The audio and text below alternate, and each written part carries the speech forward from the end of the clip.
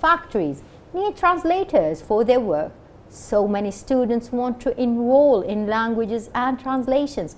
So during our meeting with our guest today, we will talk about all the details about the specialty of languages and translation, and we will also discuss its most important advantages and disadvantages, if there is any, and the fields of work available in the labor market. We are pleased to have with us Dr. Asmaa Alduhaim, Assistant Professor of Translation at GUST. Hello and good morning. Good morning to you too. Thank you for having me. It is great honor and always a wonderful time to have you with us, Doctor. Dr. Asmaa, we were talking off the air about how important is the specialty of languages, especially in translation? It is, yeah. It's actually now one of the most wanted jobs because, like I always say, you will always find a translator, you'll always find someone to communicate language, someone to communicate meaning in the best way possible rather than Google translation, to communicate culture as well. So it's not just about science, it's also about culture, it's about meaning, it's about transferring even feelings in movies and plays and novels. As you said, transferring feelings. This is the core of it. We are talking about somewhere that I have listened to a lot of translators. I have listened to a lot of languages translations into majors from Arabic to English, from English to Arabic, or other languages at the same time. There are several translators, not just in a specific area.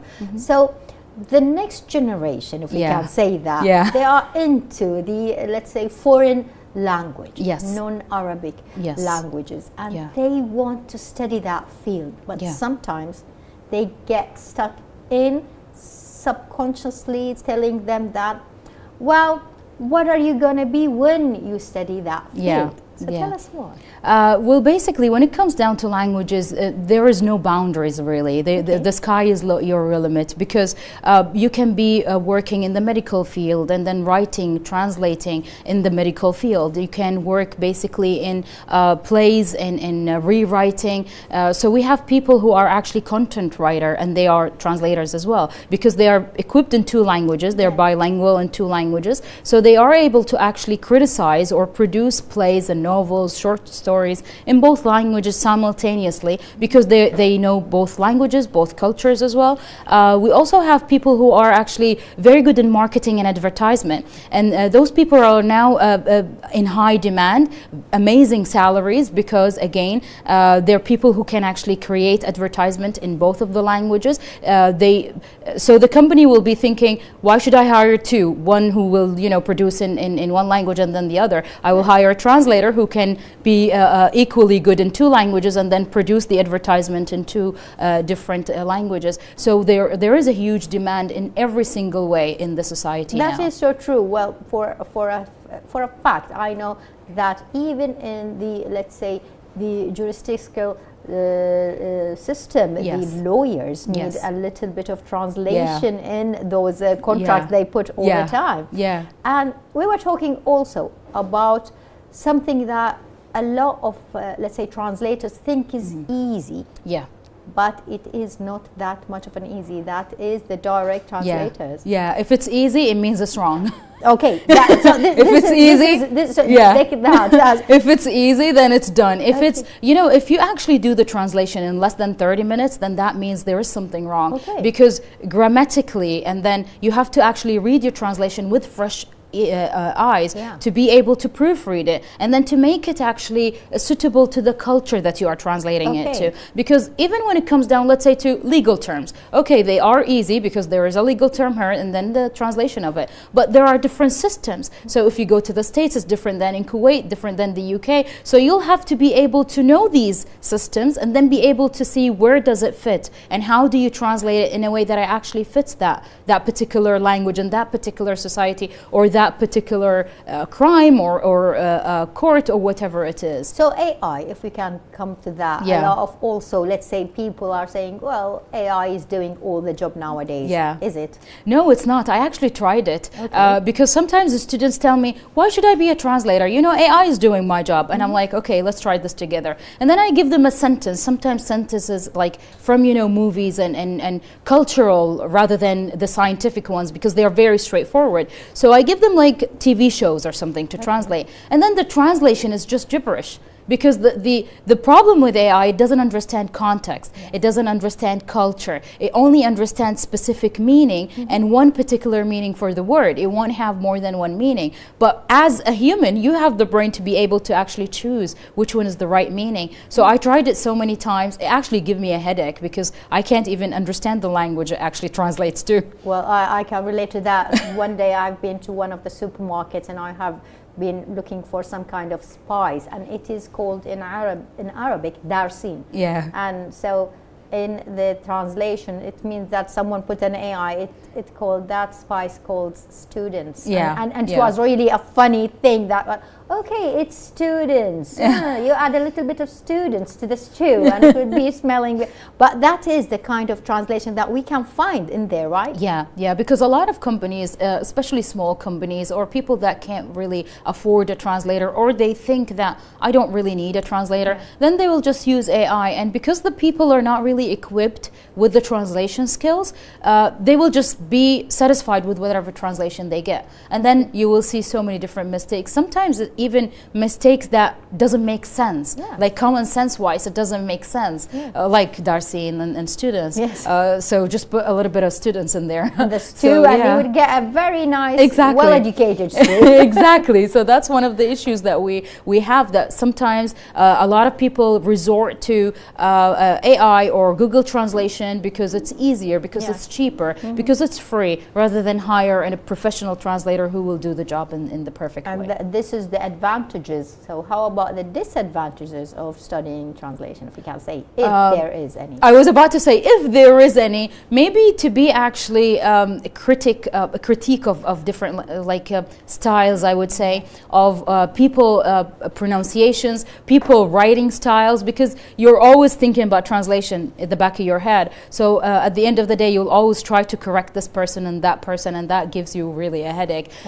Also, another issue is that you need to constantly be able to update yourself. It's like a dictionary. If you use a 2005 dictionary, you won't find so many different words, even words related to COVID, for example, or AI, or you know, the new generation of computing. However, if you use a 2019, you might have some of them. And then if you use a newer dictionary, you will find everything. And that's the same case with us as humans. Because you are a translator, you will need to constantly update your glossary, update your terminology, update yourself with the new, let's say, techniques of translation, the new words that are in the field, if you are in a particular field like medical or legal. So that's a struggle, because you have to constantly actually study, let's say. This is an advantages, if I can say. There, we couldn't find any advantages, so we took the advantages and gave you a little bit of headache with them.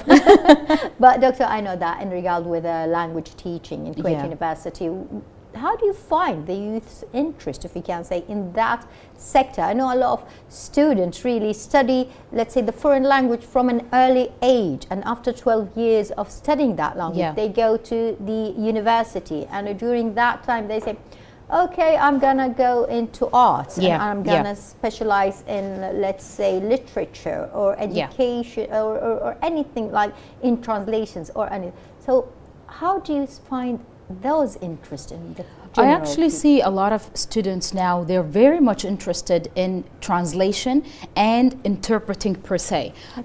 We opened the interpreting lab in August, and what I noticed is that so many students actually signed up into the program just to be able to interpret and use the interpreting booth, which is a really advantage for us, because we do want an educated generation of translators, an educated generation of interpreters. And I have noticed that many of them are actually already establishing their career paths. Some of them will say, I want to be a political interpreter. Some of them will say, I want to be a subtitler, because we have subtitling software. So some of them are actually very good. They would choose very old TV shows like Khalti Gamasha Yes. and like Buhabbash, or you know, and I'm really surprised because these are very difficult shows to translate, and then they will actually do the subtitling and they do it very well. Wow. So they actually have their career paths already set. They know what they want and they're actually very good. And some of them, just to add up to whatever they're doing, they go outside the university or outside Kuwait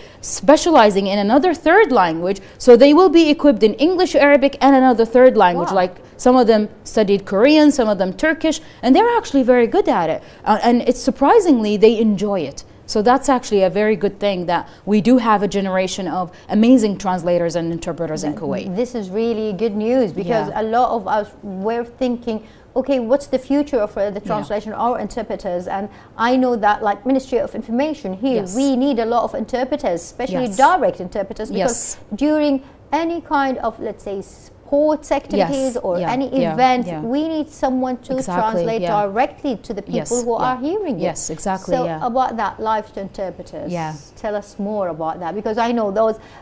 I would love to talk more about the subject of the lab that Dr. Asmaa you have put in together, and I'm so proud of you for giving us those labs. But tell us more about it. Well, basically, the interpreting is completely different sector and completely different practice and career than translation, because at the end of the day, when you are a translator, you can sit at your own house in your comfort zone and, you know, make whatever mistakes you want. No one is going to judge you. You can actually fix these mistakes, and you can have someone else to proofread for you and all of that at your comfort with your cup of tea. Yes. But when you're in the interpreting booth, it's like everyone's eyes are on you, and sometimes those guests are important people in the society. Sometimes they are presidents, sometimes they are ministers. So you need to actually be able to present yourself in the best way possible and not to make mistakes, which is impossible for humans, because you are listening to someone speak, trying to understand, and at the same time trying to verbalize it in another language, and as fast as you can. So you will be really stuttering a lot. Sometimes you will be